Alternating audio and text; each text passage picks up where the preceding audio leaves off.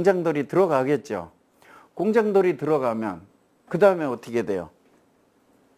공장들이 몇 년 동안 개발하고 그게 들어가고 어쩌고 할 거 아니에요. 그게 들어가고 나서 어느 정도 될 때쯤 되면 그때부터 그 주변으로는 하청업체들이 들어와요. 그러니까 지금 내가 보통 산업단지 옛날에 거기 쳐다보고 있어. 예, 거길 쳐다보는 게 주변을 보는 거예요. 주변에 하청업체들이, 납품업체들이 들어올 만한데. 그래서 거기 가서 하고 있는 거예요. 그러면 요게 다 되는데 보통 한 5년 걸리고 또 되고 나서 2, 3년 동안은 어떻게 기존 있는 데서 다녀봐요. 그러다 나니까 죽겠어. 그러니까 그 옆으로 오거든. 그러면 5년에서 7, 8년 사이에 수요층이 온단 말이에요.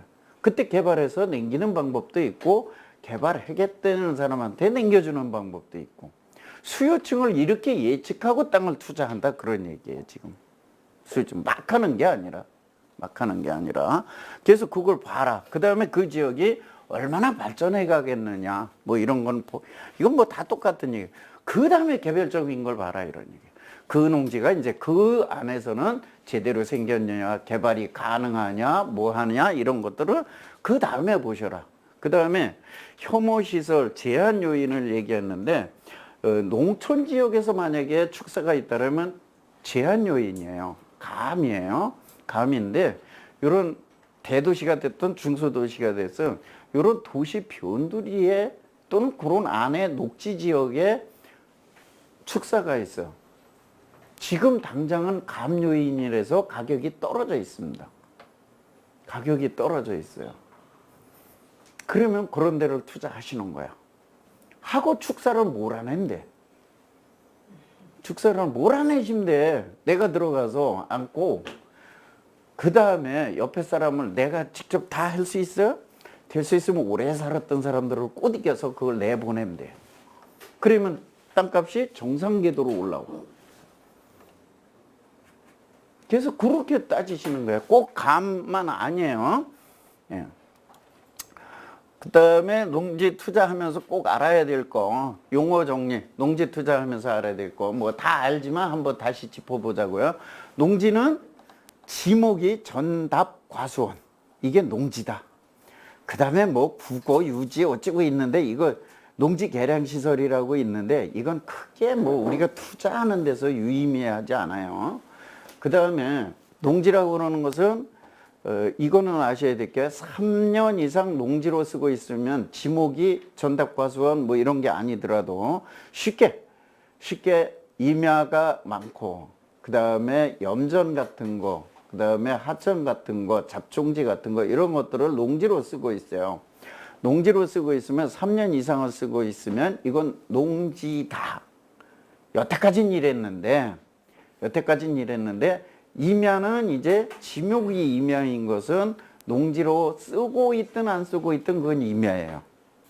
이제는 2016년도에 법이 개정되면서 이젠 그건 아니고 잡종지나 임야가 아니라 잡종지나 염전이나 유지나 뭐 하천이나 이런 걸 3년 이상 농지로 쓰고 있으면 농지로 본다.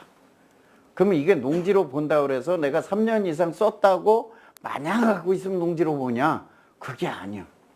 이제 뒤에서 조금 나오겠지만 농지를 갖고 있으면 호적부에다 등록을 해야 돼. 우리 아기를 낳았으면 호적부에 등록을 해야 돼. 이 땅임자예요. 땅임자. 소유권만 가지고 있으면 땅임자예요. 아직 출생신고를 안 했어. 그래서 그런 경우에는 농지원부에 등재를 해야 그때부터 농지로 보는 거예요. 그때부터. 그래서 어쨌든 그렇게 한다. 농업인은 여기서는 우리 투자로 하는 거니까 1000제곱미터 이상의 농지 또는 330제곱미터 이상의 시설 이렇게 두 군데에서 농사를 짓는 사람, 임차를 했든 소유를 했든 상관이 없어요. 이런 사람을 농업인이라 한다. 그 다음에 그 농지법에 보면 90일 이상 농사에 종사하면 농업인이라고 있어요. 이거는 헷갈리니까 그냥 설명해 드릴게요. 90일 이상 농업에 종사하는 사람이 농업인이다 하는 거는 쉽게 농업법인 같은 데서 근무하는 사람 소속돼서, 그 다음에 내가 농지를 갖고 있는데 우리 집사람은 농지가 없어요. 없는데 이 사람이 같이 농사를 짓는 걸로, 같이 다니는 걸로 돼서 아까 얘기한 농지원부와 농업경영체라는 것에 농가주 2에 농업 종사자로 등록이 돼 있는 사람, 그게 농업인이에요. 그건 90일 이상 그렇게 하면 나중에 농업인으로 혜택을 볼 수 있어요. 그 다음에 뭐 중개할 때 일반적인 공부사항은 뭐 다들 아시니까 그렇고, 토지 이용 계획하고 지역 발전성을 좀 보셔라 그거고, 그 다음에 지적도하고 지형하고 불일치한 때는 측량을 해라. 대부분 많은 분들이 무조건 측량하라 그랬는데, 물론 측량하는 게 좋아요. 근데 비용이 들어가니까 무조건 이런 경지 정리되고 뭐하고 그냥 들판인 데서 측량을 할 필요는 거의 없습니다. 근데 우리 요새 네이버나 다음이나 지도에서 번지를 딱 치면 이렇게 뜨죠. 빨간색으로. 빨간색으로 딱 떴는데 보니까 거기에 지도에 보이는 그 논두렁 경계하고 너무 차이가 나. 그러면 무조건 하셔야 돼요. 무조건. 그 다음에 꼭 하셔야 될 게 어떤 거냐면, 도로하고 경계를 접한 거, 대지나 뭐 이런 것들, 그러니까 농지에 따른 것하고 경계를 접한 거, 임야는 상관없는데 대지나 뭐 공장 용지나 이런 것들하고 접한 것들은 측량을 하셔야 돼. 경계를 맞닿아 있는 것. 왜 그러냐면 요거는 실제 나중에 보면 이렇게 우리나라 지금 지적도가 정확하지 않아요. 그러다 보니까 왔다 갔다 해서 나중에 손해를 보실 수 있어. 그리고 그거 특히나 이렇게 남의 담장 안에 들어가 있는 거, 도로에 있는 거는 내가 활용만 못하지 완전히 뺏기진 않는데, 그 남의 담장 안에 들어가 있어 버리면 나중에 시효 취득으로 뺏길 수 있어요. 그러니까 무조건 측량을 하셔야 돼, 구입할 때. 그 다음에 농지 취득 자격 증명에 대해서, 농지 취득 자격 증명은 모든 농지가 발급 대상이다. 많은 분들이 농지 취득 자격 증명을 요새 또 전산으로 하고 막 그러니까 아무것도 아니라 그래요. 근데 아무것도 아닌 게 아니야. 농지를 소유권 이전하려면 무조건 농취증이 들어가야 돼요. 무조건. 다만 안 들어가는 경우가 있다. 요 예의가, 토지거래 허가를 받으면 안 들어가요. 근데 토지거래 허가 받는 거나 농취증이나 똑같아. 서류가 같이 들어가는 거예요. 같은 내용이. 예. 그래서 그 경우에 안 받는 거고, 그 다음에 안 받는 게 있는데 상속받은 경우, 그 다음에 시효 취득으로 취득하는 경우, 이렇게 두 가지를 안 받아요. 이건 토지거래 허가도 안 받고 농취증도 안 받아요. 아무것도 안 받고 넘어가. 근데 이거는 등기 어디서 해요? 등기소. 법원에서 하잖아요. 예. 상속은 법정 상속이야. 법으로 정해졌어. 상속이야. 그래서 안 받는 거야. 그 다음에 시효 취득은 재판을 누가 했어요? 판사가. 나 20년 갖고 있다고 나 시효 취득 그냥 갖다 내면 해주는 게 아니잖아. 재판을 한 거잖아요. 그러니까 판사가 해준 거야. 근데 판사가 재판을 해줬는데 이걸 갖다가 시구 읍면 직원한테 농취증 해달라고 또 들고 가면 쪽팔리는 일 아니야? 걔도 고시해서 된 사람들인데. 그러니까 그건 안 받는 거예요. 그래서 농취증은 자우징한 일회용 서류예요. 등기 한 번 하기 위한 일회용 서류야. 그래서 우리 복등기 하시잖아요.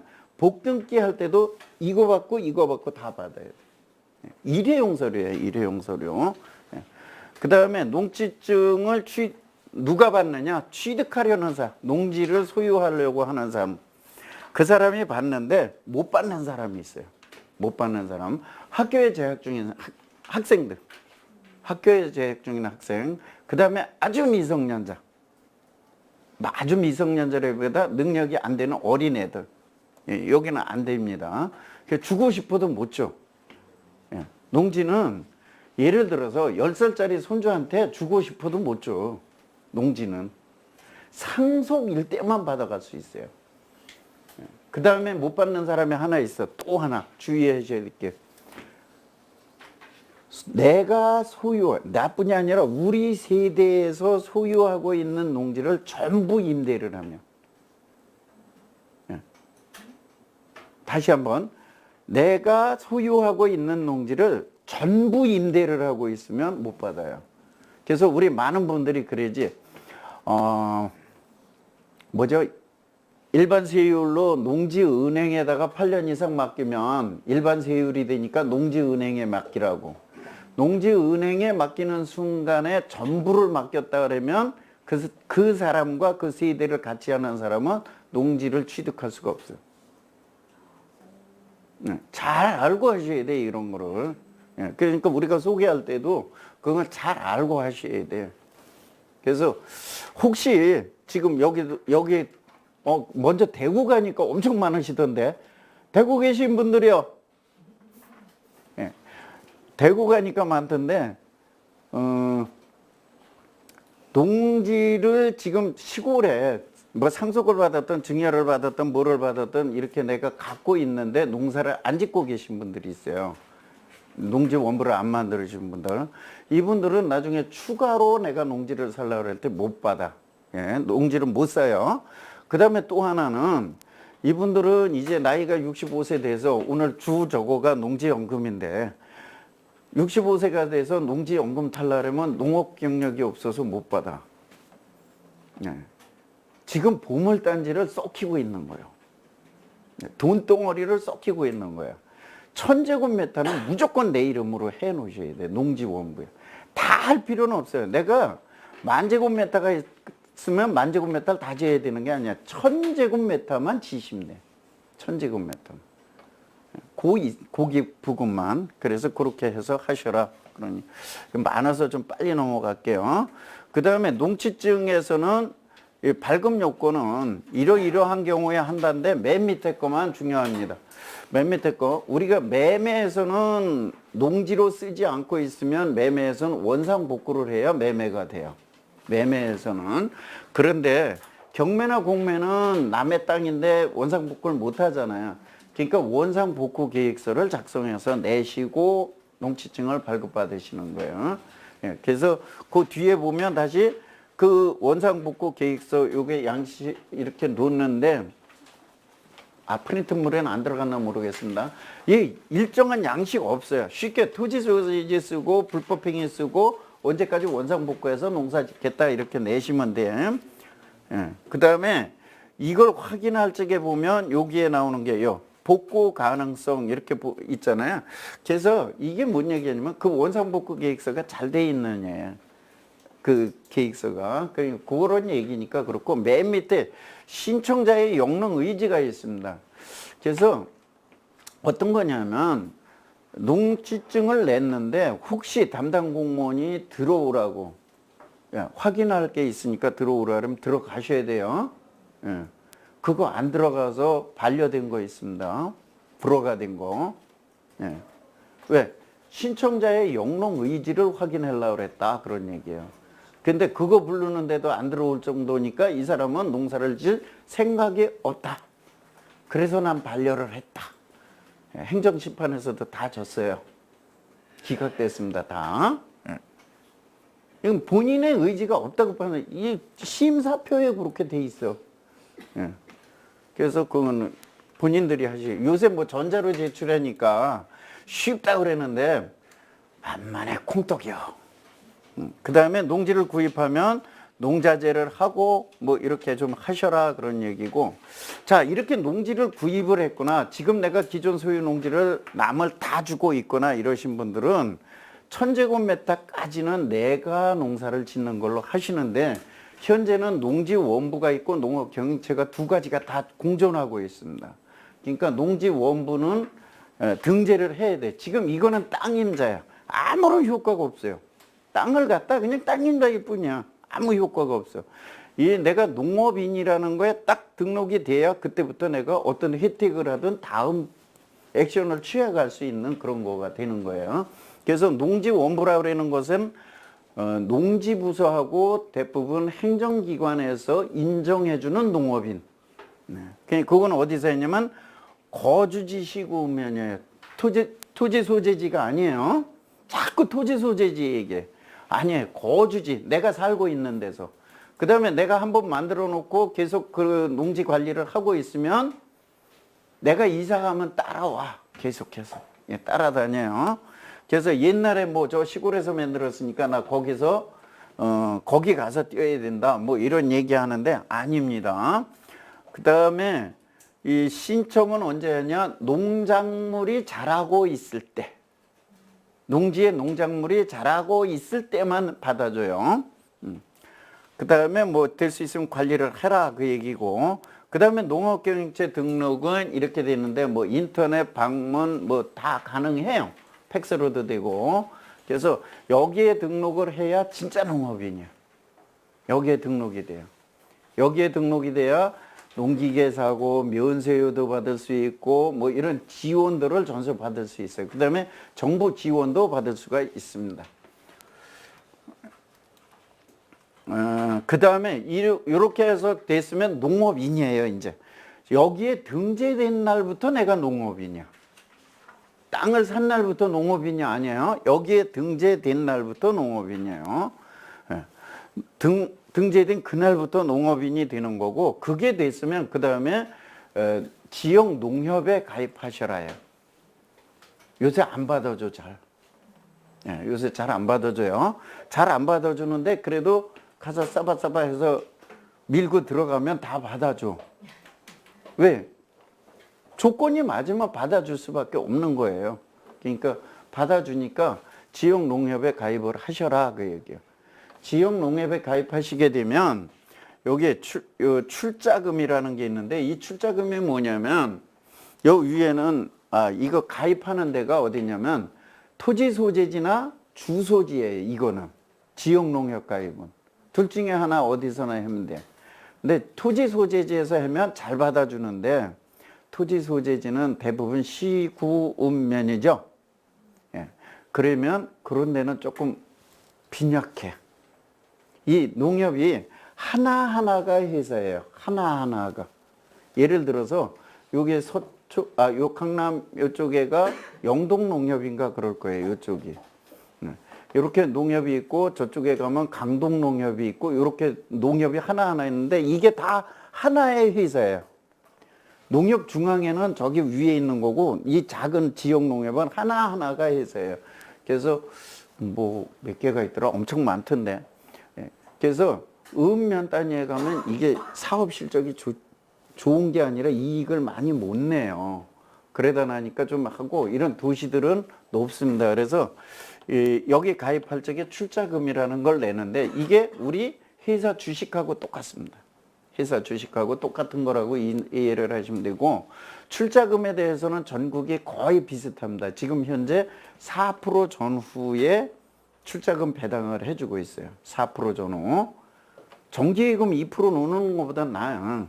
4% 전후를 해주고 있고, 그 다음에 이용고 배당이나 사업준비금이라고 그래서 하는데, 대부분 시골 단위는 한 4%, 5%에서부터 10% 사이가 되고, 그 수도권, 서울, 광역시 뭐 이런 데 있는 데들은 적어도 7, 8%에서 한 20% 가까이 됩니다. 1년에 출자금 나한테 돌아오는 것들이.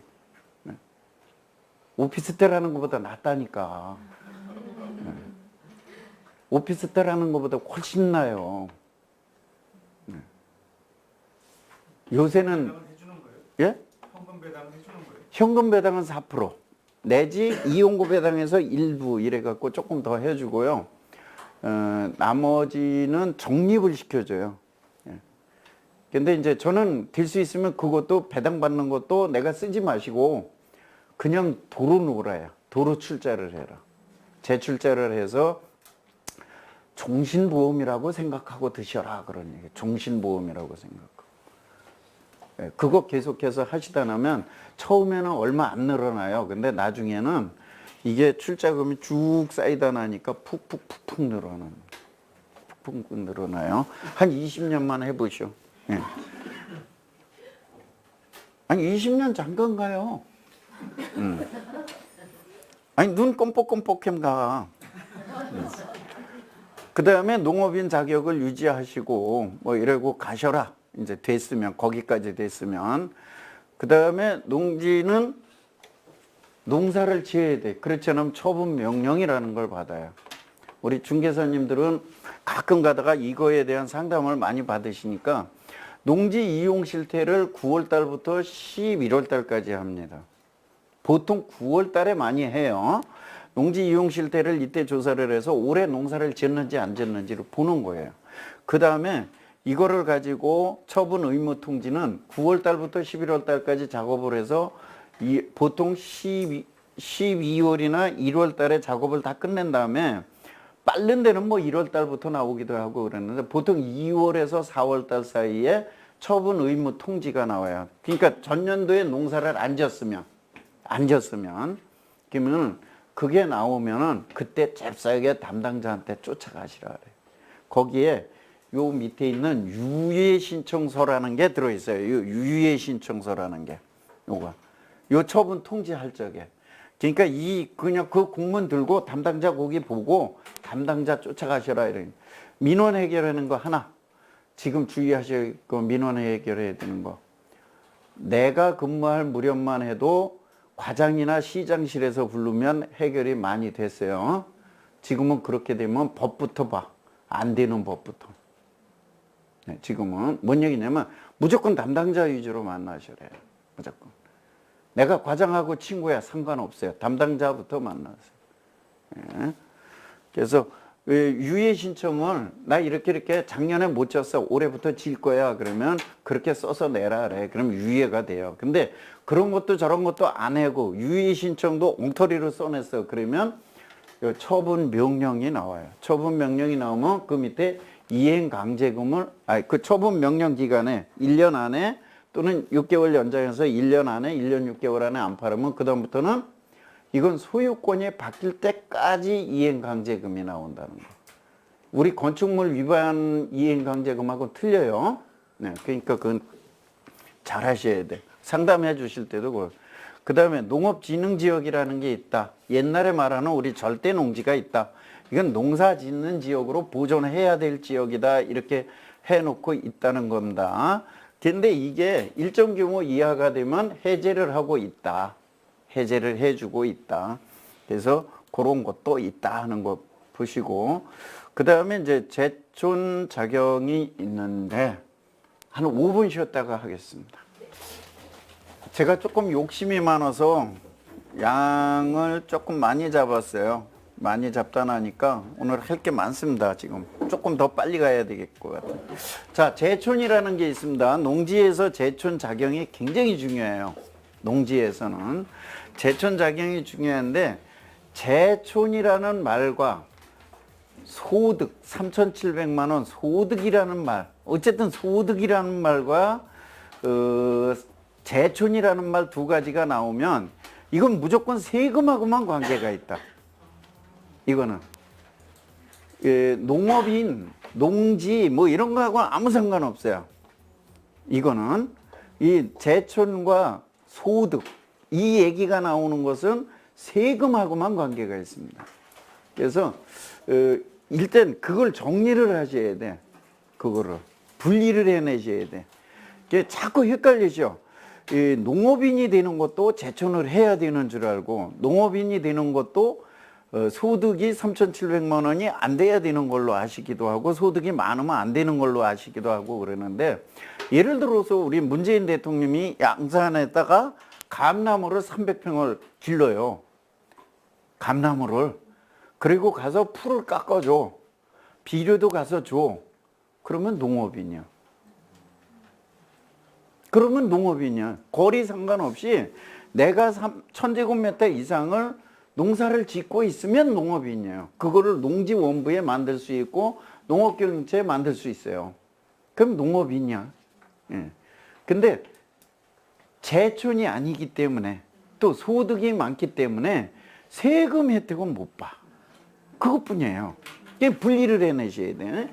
예. 그래서 제촌이라고 하는 것은 농지 소재지에 살거나 연접한 시공국, 경계를 이렇게 맞닿고 있거나 또는 30km 이내. 30km는 집에서 농지까지 거리를 지도상으로 직선으로 끊는 거예요. 직선으로.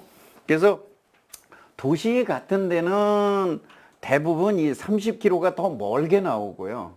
농촌 지역의 웬만한 데는 연접한 시군구가 멀게 나올 수 있어요. 예를 들어서 양평에 양수리 많이 가보셨죠? 네. 그럼 맨날 나오는 양수리, 세미원 있는데 거기에서 홍천이 경계예요. 홍천을 지나서 인제 경계에 있는 데까지 가면 105km 나와요.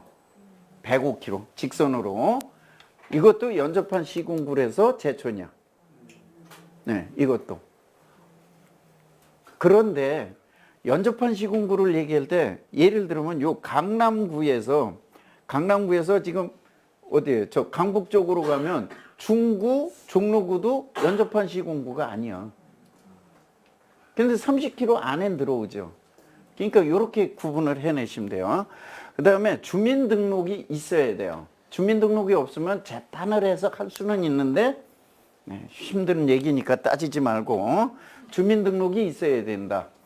또 하나 나중에 우리는 중개사님들이니까 뭐 혹시 상담으로 오면 한 50대 후반이 돼서 은퇴 세대예요. 은퇴 세대. 은퇴 세대가 남편이 혼자 집에 내려가서 있겠다고 주민등록 혼자 가서 있어. 이러면 그냥 주민등록만 갖고 넘어갈 수 있어요. 그러면 그러니까 나이 들은 사람은 근데 나이가 젊은 사람이 세대를 분리했어. 세대를 분리했으면 진짜 살았다는 이 아래 증빙서들이 있어야 돼. 진짜 살았다는. 그 나이가 많거나 전체 세대가 가서 농촌에 농지 부근에 제촌 지역에 가 살거나 그러면 주민등록만 있으면 끝나요. 근데 그 아래 세대, 젊은 세대들은 좀 이렇게 그런 게 있다. 뭐 금방 알아들었죠? 그 다음에 자경은 상시 농업에 종사하는 건 당연한 거고, 그 다음에 90일 이상 농업에 종사는 아까 얘기한 제가 90일 이상은 그거하고는 조금 다른 개념이에요. 원래 90일 이상은 아까 얘기한 그런 거예요. 농업법인에 있거나 집안에서 내가 같이 다니면서 농사를 짓거나 이런 사람들을 얘기하는데 지금 세무서에서는 어떻게 보냐면 90일 이상을 낮에 9시부터 6시까지 나가서 일할 수 있는 날로 따져. 그건 농번기에만. 그러니까 직장에 다니는 사람은 요거 빼기가 쉽지 않아요. 네. 그 다음에 사업자 있는 사람들도 그래서 이제 그런 것들을 좀 따진다 이런 얘기예요. 그 다음에 농작업의 2분의 1은 웬만하면 다른 직업이 없으면 대충 넘어갈 수 있습니다. 그 다음에 작용하는 데에는 농지원부 농업경영체가 이게 공적 장부로 들어가고 나머지는 사실은 개인이 갖추고 있는 건 아니에요. 그 다음에 이렇게 농자재 구입하는 거, 그 다음에 농산물 판매한 거, 이런 것들은 갖출 수 있으면 갖출 수 있는 만큼 많으면 많을수록 입증을 할 수 있어요. 그래서 제촌 작용이 되면 뒤에서 나오지만 양도세 감면이라는 큰 혜택이 있기 때문에 실제 직업이 없고 뭐 이러시다 그러면 이거를 반드시 갖추실 수 있는 게 농지 투자에서 가장 좋은 투자법입니다. 농업법인 투자가 가끔 나오는데 농업법인 투자는 개인이 제촌작용을 못해서 혜택을 못 볼 때 활용할 수 있는 제도예요. 그렇지 않으면 그것도 활용하는 게 뭐냐면 정부 보조금 타먹을 때, 정부 정책자금 타먹을 때 활용하는 게 농업법인이지 일반 투자자가 내가 소득도 없어 직장도 없어 이런 사람이 농업법인으로 투자한다? 그건 바보 같은 짓입니다. 네, 그건 바보 같은 짓. 그래서 웬만하면 요걸 갖출 수 있으면 이걸 갖춰서 해라. 제촌과 작용을. 작용 없고는 그런 거고. 자, 그 다음에 이거 가르쳐주면 내가 먹고 살 일이 없는데 큰일 났네. 이걸 가르쳐주면 먹고 살 일이 우리 땅 투자 들어오면 다 이거야. 도로를 내라. 그 다음에 개발행위 허가를 해서 개발을 해서 돈을 해라. 이런 얘기를 많이 합니다.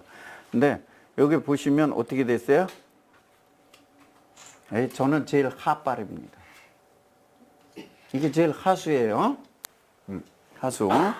그 다음에 웬만하면 분할 합병은 별 문제가 아닌데 요거는 뭐 땅을 좀 좋게 만들기 위해서 쓸 수 있으면 쓰라는 거고, 지목 변경이나 공시지가 조정 변경으로 하는 것이 오히려 할 수 있는 것들은 그렇게 하면 그것이 오히려 수익이 훨씬 높습니다. 수익이 훨씬 높아요. 그래서 그건 조정을 해서 그런 식으로 할 수 있다. 예. 여기서 뭐 그러면 지목 변경을 해도 일단 땅값이 조금 올라가고 공시지가도 올라가기도 하고, 그다음에 공시지가 조정 변경은 무조건 하시는 건 아니야. 무조건 하는 건 아니고 개발 예정지에 내가 투자를 했어요. 개발 예정지에 투자했으면 옆에 땅보다 무조건 이런 걸 올리셔야 돼. 그래야 보상금을 한 푼이라도 더 타와. 네, 더 타와요. 네, 그래서 그런 것들을 하시면 되고, 이게 어떻게 하는 건지 궁금하시면 저한테 전화를 하셔. 전화하면 못 받으니까 문자로 보내세요. 그 다음에 맨 마지막에 진짜 좋은 거는 이거예요. 용도, 지역, 지구, 구역이 변경되는 거, 또는 규제가 해제되는 거, 완화되거나 강화되거나 뭐 여러 가지인데, 주로 이제 이런 것들을 하면, 쉽게 말하면 이거 개발행위 해가지고요, 여러분 아실 거예요. 내가 땅을 사서 이거를 개발했을 적에 총 개발 비용까지 포함해서 들어간 비용의 100%를 남기기가 쉽지 않습니다. 총 들어간 거에 100%를 남기기가 쉽지 않아요. 이래면 또 뭐 대출을 받아서 어찌고 저찌고 이렇게 따지면 말이 안 돼. 100%를 남기기가 쉽지 않습니다. 여기서는 웬만큼 요거 작업하면 50에서 100% 남길 수 있어요. 근데 여긴 돈이 추가로 들어간 게 없어. 그죠? 요 위에는 뭐 20, 30%에서부터 시작해서 대 6배까지 뛰는 게 이 위에 거예요. 이 위에 게. 여러분들이 이걸 지금 찾아볼 생각도 안 하고 볼 생각도 안 해서 그래. 이제 그 내용이 뒤에서 계속 나올 거니까 그런 게 있다. 예. 그 다음에 이 농지 우리가 허용행위 개발을 하려고 그러다니까 용도를 좀 어떻게 확인하려고 그러니까 그거 확인하는 거 용도 허용행위 외우지 마셔라. 전 맨날 그래. 요 행위 제한 내용 보시고 지번별 행위에 가서 지번 치시고 여기다 해보고 싶은 거 치고 결과 보기를 누르면 이 밑에 된다 안 된다 된다 안 된다 쫙 나와. 그 밑에 법조항까지 다 나와. 그러니까 미리 내가 해보는 거야 딱. 그리고 손님이 오면 그 밑에 법조항 중에 한 2개 정도만 외워놨다가 몇 조 몇 항에 의해서 이거는 된다 이러면서 작게야 유식해 보이잖아. 유식해 보이잖아. 그러니까 우리 중개사들은 그렇게 해야 돼. 중개사는. 그러니까 저는 그렇게 하라고 그래요. 그냥. 저거 뭐 허용행위를 외우고 이거는 뭐 농림지역에서 어쩌고 계획관리지역에서 왜 외우고 있어? 그 오기 전에 살짝 컨닝해. 그리고 오면 여러 개 외울 수 있어? 2개밖에 못 외워. 그러니까 2개만 딱 외워놨다 2개만 딱 얘기하는 거예요. 법정. 이 법에 의해서 이게 된다고 여기는. 그러니까 하셔도 된다고 그러는 여기 좀 뭘 안 해? 이렇게 되는 거죠. 그런 거 활용을 좀 하셔라 그런 얘기예요. 밑에 또 뭐 정확한 건 담당 공무원에게 뭐 확인하시기 바랍니다. 추정 뭐 이렇게 써있으면 좀 뜨끔하지 않아요? 저도 그렇게 해요. 저는 거의 저한테 상담하는 거 어디서 물어보세요. 어디에서 확인하세요. 그 얘기를 꼭 합니다. 예. 왜 그러느냐면 우리나라 법은 똑같아. 아까 제가 소유 농지를 전부 임대하고 있으면 그 세대는 새로운 농지를 못 산다 그랬어요. 요건 법에 그렇게 돼 있어. 근데 지금도 한 4, 50%는 해줘요. 해줘요. 안 해주는 데가 5, 60% 정도야. 근데 지금은 점점 늘었어요. 옛날엔 다 해줬어. 법은 옛날부터 똑같았어. 근데 지금은 점점 이제 새로운 직원들이 들어오면서 새로운 직원들이 법대로를 따지다 나니까 점점 이게 늘어나는 거예요. 근데 이거를 얘기할 적에 이왕이면 법대로 제가 얘기를 하면서 가급적 본인들이 갖추실 수 있게 하기 위해서 강한 거를 얘기한 거니까 일부는 지금도 한다 그런 얘기예요. 근데 이럴 정도로 기관마다 이 모든 허가가요. 기관마다 담당자마다 다 틀려요. 법은 똑같아. 우리나라 법은. 그러니까는 확인은 꼭 해보셔라 그런 얘기예요. 그래서 그 다음에 농지 전용 저는 사실은 그렇게 권하지 않습니다. 그래서 이거는 그냥 간단하게 그래요. 농지 전용은 쉽게 우리 지금 다 여기 전문가 아니야. 내가 개발 뭐 이거 했는 데는 전문가는 아니에요. 이런 경우니까 내가 중개를 하는 경우에는 담당자하고 가서 한번 미리 상담을 해보든지 거기에 된다고 나왔더라도 그렇지 않으면 설계사무소에 가서 한번 상담을 하세요. 미리. 그 정도 내가 한번 움직여주고 설명을 해드리시면 돼요. 그리고 웬만하면 개발하는 거 덤벼들지 마세요. 웬만하면. 다른 일도 괜히 못해요. 다른 일 못해요. 그러니까 웬만하면 하지 마셔라. 아예 뭐 전원주택단지 땅을 사가지고 큰 걸 사서 전원주택으로 뭐 내가 분할하고 뭐 이래가지고 제대로 하는 거 이렇게 하는 건 한번 해보실 만한데 우린 전문가들이니까. 근데 웬만하면 내가 이걸 큰 돈으로 보고 한다 그러면 하지 마셔라 그 얘기를 하는 거예요. 이거 농지는 사서 잘 놔두고 있으면 지가 잘 커요. 잘 커요. 뒤에서 보면 농지 대토라는 제도가 있어요. 농지는 4년 이상 농사 짓던 농지를 팔고 4년 이상 팔고서 새로 농지를 사서 두 개 합해서 8년이 되면 앞에 4년 이상 지은 농지에서 양도세가 발생한 거를 1억 원까지 감면해 줘요. 이 양도세 1억 원 때문에 또 헷갈리시는 분들이 많아. 양도세 1억 원이라는 것은 내야 할 세금의 1억 원이에요. 양도 차익이 아니라 양도세를 1억 원 하는 거예요. 결국 1억 1천만 원 보는 겁니다. 1억 1천만 원은. 그래서 다만 여기서 조건은 뒤에 산 농지를 포함해서 8년을 채워야 되는데 만약에 이때 8년을 못 채우면 어떻게 하느냐? 못 채우면 어떻게 하느냐? 못 채우면 앞에서 감면받은 걸 토해내야 돼. 토해내야 돼. 제가 지금까지 보면서 가장 아쉬웠던 건 이틀 차이로 토해낸 사람이 있어요. 여기서 날짜로 따져요. 날짜로.